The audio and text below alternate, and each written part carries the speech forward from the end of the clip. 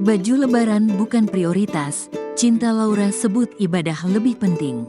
Sebentar lagi seluruh umat muslim akan merayakan Hari Raya Idul Fitri 1445 Hijriah.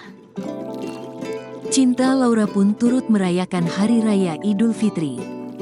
Namun penyanyi berusia 30 tahun itu menyebut tak ada persiapan khusus untuk menyambut Lebaran. "Aku gak ada persiapan apa-apa," kata Cinta Laura saat ditemui di kawasan Kuningan, Jumat, tanggal 5 April tahun 2024.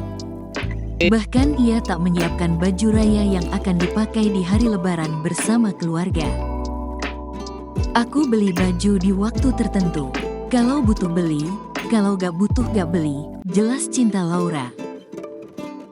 "Tahun lalu baju aku pinjam mama aku. Rencananya aku ke Bali. Gak mau bawa barang-barang banyak, di Bali juga banyak baju desainer lokal. Support brand lokal," paparnya.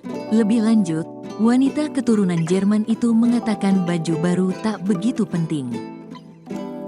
"Yang terpenting ialah ibadahnya dan waktu kumpul bersama keluarga."